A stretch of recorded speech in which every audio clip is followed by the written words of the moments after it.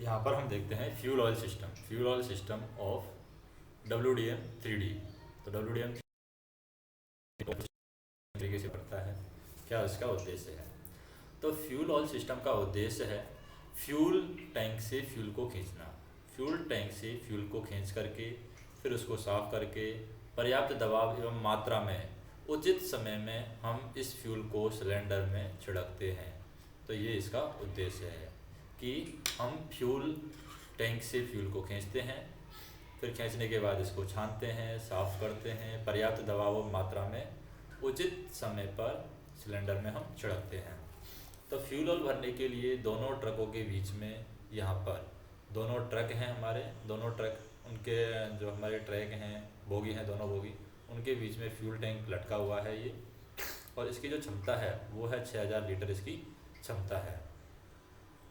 अब 6000 लीटर जब इसकी क्षमता है तो हम बात करें इस टैंक में जो भरा जाता है वो HHD तेल इस टैंक आता है। और तेल की मात्रा की बात करें हम, तेल की मात्रा जांच करने के लिए टैंक के दोनों सिरों पर, एक सिरा ये है टैंक का और एक सिरा ये है, तो दोनों सिरों पर यहाँ पर ग्लो रेड गेज लगे हुए हैं, यानी कि इसके बगल में ग्लो रेड गेज लगे हुए हैं, टैंक के दोनों तरफ ग्लो रेड गेज लगे हुए हैं और इसके बगल में ही एक गेज मीटर लगा हुआ है। और इस गेज पर जो निशान वो है हमारे 600 लीटर से 6000 लीटर तक के यहाँ पर निशान दिए हुए हैं।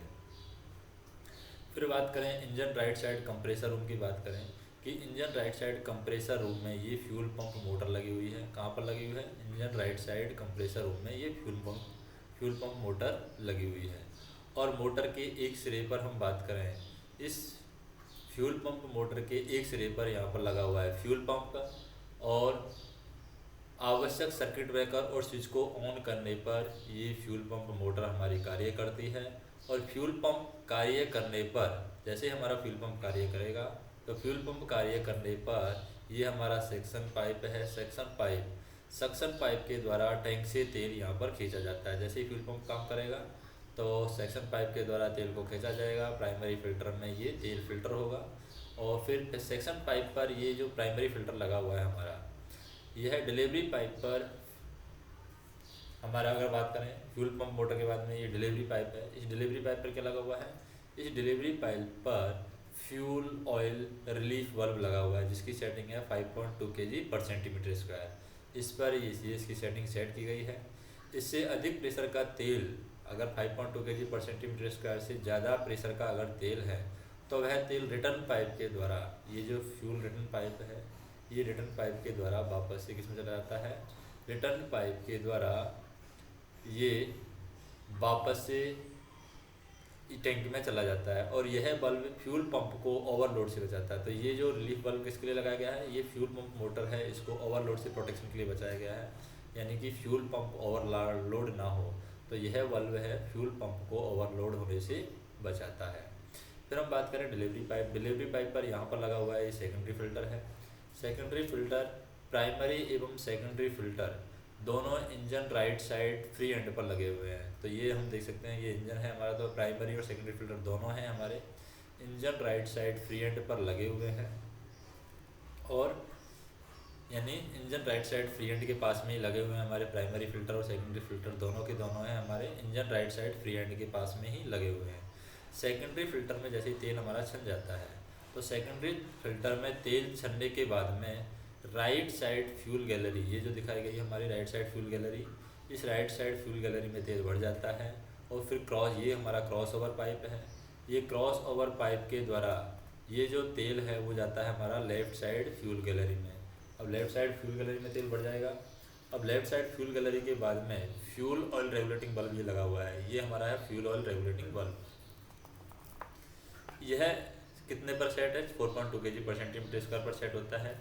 इसके सिस्टम का, इसके द्वारा हम क्या करते हैं, ये फ्यूल ऑयल जो रेगुलेटिंग बल्ब है इसके द्वारा सिस्टम का प्रेशर हम नियंत्रित करते हैं। और अधिक प्रेशर का तेल है ये, इससे अधिक प्रेशर का जो तेल है वो हमारा रिटर्न पाइप के द्वारा टैंक में चला जाता है। और रेगुलेटिंग बल्ब के आगे यहाँ पर एक कनेक्शन है फ्यूल ऑयल प्रेशर सेंसर को, ये है हमारा fuel oil pressure sensor, pressure gauge को लगाया गया है प्रेशर को सेंस करने के लिए। इसके द्वारा MEP, ये जो डिस्प्ले दिखाई गई है ये है MEP डिस्प्ले हम बोल सकते हैं इसको, या फिर MCVG, या तो MEP डिस्प्ले होगी या MCVG डिस्प्ले होगी। इस पर FOP यानी फ्यूल ऑयल प्रेशर, ये fuel oil pressure FOP fuel oil pressure यहाँ पर दिखाया जाएगा 4.2 kg/cm² प्रेशर ये दिखाता है। अब यहाँ पर हम देखें जैसे फ्यूल गैलरी जो लगी हुई है, इन फ्यूल गैलरी में 8 हमारे पास में क्या लगे हुए हैं, इन दोनों 8, इसमें 8, इसमें 8, तो 8 जंपर पाइप लगे हुए हैं जिनके संबंध हैं फ्यूज इंजेक्शन पंप के सक्शन के साथ होते हैं। ये जो फ्यूल इंजेक्शन पंप है इसके ये सेक्शन के साथ होते हैं, यानी 8 यहाँ पर पाइप लगे हुए हैं फ्यूल इंजेक्शन पंप के साथ में इनका संबंध है। तो इनका संबंध है फ्यूल इंजेक्शन पंप के सेक्शन के साथ में है। फ्यूल इंजेक्शन पंप को गति है वो कैम शाफ्ट पर लगे कैम गवर्नर की मांग के अनुसार। यहाँ पर ये जो फ्यूल इंजेक्शन पंप है, इस फ्यूल इंजेक्शन पंप को गति कहाँ से मिलती है, तो फ्यूल इंजेक्शन पंप का गति है वो कैम शाफ्ट पर लगा हुआ है, कैम शाफ्ट पर लगे हुए कैम के द्वारा मिलती है। और फ्यूल इंजेक्शन पंप का कार्य है फ्यूल ऑयल प्रेशर बढ़ाना और गवर्नर की मांग के अनुसार उचित फ्यूल की मात्रा देना, इसका काम है। गवर्नर की जो मांग है उसकी मांग को पूरा करना, यानी गवर्नर की मांग के अनुसार ये उचित फ्यूल की मात्रा देना और सिलेंडर में उचित समय पर तेल का छिड़काव करना भी FIP का ही काम है, यानी फ्यूल इंजेक्शन पंप का ही काम है। अब जैसे जो फ्यूल इंजेक्शन पंप है ये हमारा जुड़ा हुआ है फ्यूल रेक से।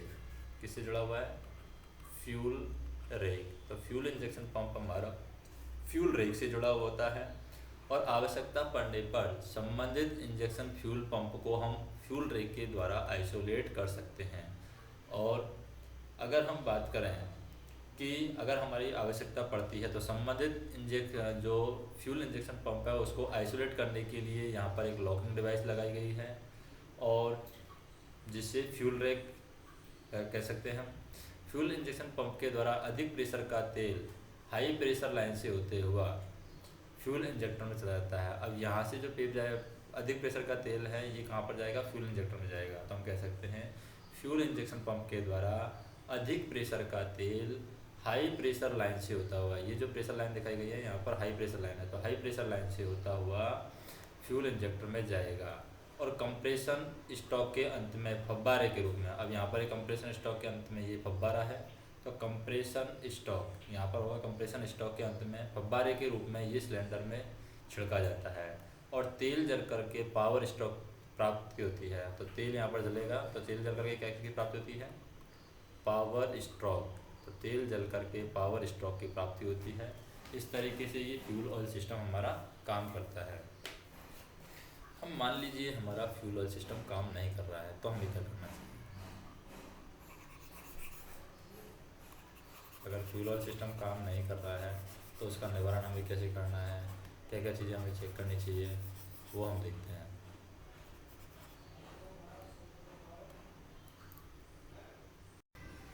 जैसे फ्यूल पंप मोटर मान लीजिए काम नहीं कर रही हमारी, फ्यूल पंप मोटर अगर फ्यूल पंप मोटर काम नहीं कर रही है तो उसका कारण क्या हो सकता है, उसका निवारण किस तरीके से किया जा सकता है। सबसे पहले हमें अगर फ्यूल पंप मोटर काम नहीं कर रही है तो हमें बैटरी का वोल्टेज चेक कर लेना है। बैटरी वोल्टेज उपलब्ध नहीं होगा तो फ्यूल पंप मोटर काम नहीं करेगी। तो हमें क्या करना है, उसके लिए हमें डोम लाइट जला करके देख लेनी है। अगर फ्यूल पंप काम नहीं कर रहा है बैटरी वोल्टेज की वजह से तो डोम लाइट जला करके देख लेनी है। हो सकता है फ्यूल पंप मोटर हमारी बैटरी नाइफ स्विच ऑन ना हो, अगर बैटरी नाइफ स्विच ऑन नहीं है तो अभी फ्यूल पंप मोटर काम नहीं करेगी, तो हमें उसको ऑन कर देना है। तीसरा कारण हो सकता है कि MB1 और 2 इन दोनों में से कोई ट्रिप है। अगर इन दोनों में से कोई ट्रिप है तो उसको रीसेट करना है और ऑन करना है। फिर उसके बाद में MFPG है, फ्यूल पंप प्रेशर ब्रेकर, यानी कि MFPB master fuel pump breaker है। मास्टर फ्यूल पंप ब्रेकर 1 और 2 है, इन दोनों में से कोई ट्रिप है तो उसको हमें रीसेट करना है या ऑन करना है। और अगला कारण हो सकता है FPC, यानी फ्यूल पंप कॉन्ट्रैक्टर है उसका पिकअप नहीं होना। अगर फ्यूल पंप कॉन्ट्रैक्टर पिकअप नहीं होगा तो हमें उसको वेज करना है और उसकी जगह पर हम क्या किसको ऑन कर सकते हैं, FPV3 को हम ऑन कर सकते हैं।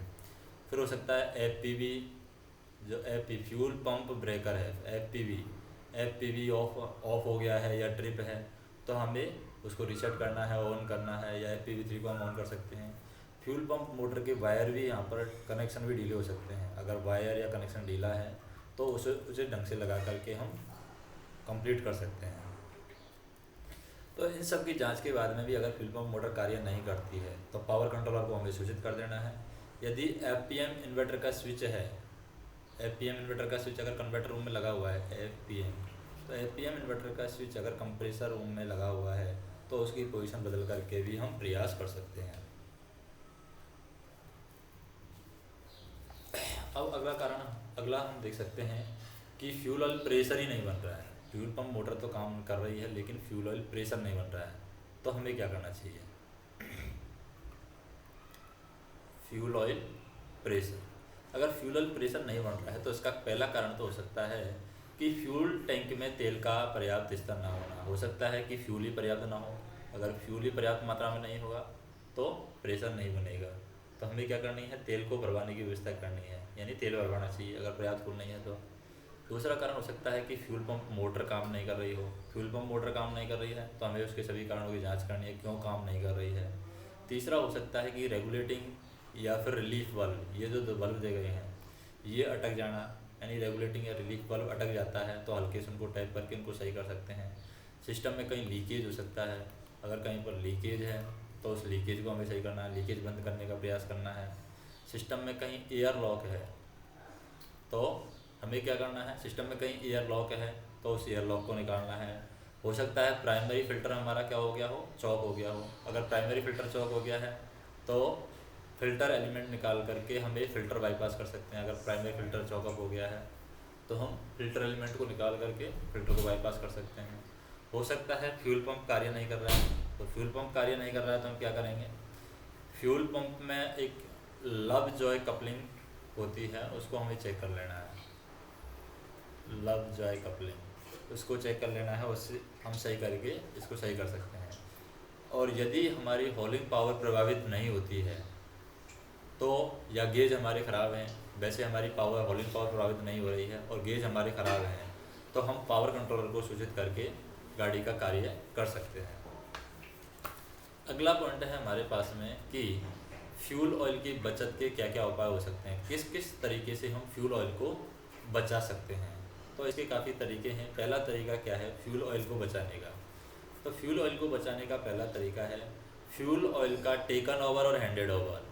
यानी जब हम लोको लेते हैं तब फ्यूल ऑयल का लेवल हमें चेक कर लेना है, और जब हम अपना लोको किसी को हैंड ओवर करते हैं तब हमें फ्यूल ऑयल का लेवल चेक कर लेना है। तो ये एक बचत का उपाय है। दूसरा क्या है, हमें लीकेज चेक कर लेना है। लीकेज और हॉलिंग पावर से संबंधित पूर्व बुकिंग पर हमें ध्यान देना है कि कहीं लीकेज तो नहीं है, लीकेज की जांच करना है। कहीं पर लीकेज है तो उसके बंद करने का प्रयास करना है। और उसके बाद में तीसरा पॉइंट है हमारे पास में कि ब्रेक पाइप प्रेशर है, जो ब्रेक पाइप का प्रेशर है वो उचित मात्रा में होना चाहिए। गाड़ी की ब्रेक है हमारे रिलीज अवस्था में होने चाहिए, वो हमें चेक कर लेना है। जब भी हमें नॉच खोलना है तो नॉच हमें रुक रुक करके खोलना है। कम समय में हमें जो अनुमेय गति है प्राप्त करनी है, जो भी हमारी अनुमेय गति दे रखी है वो कम समय में हमें प्राप्त करनी है।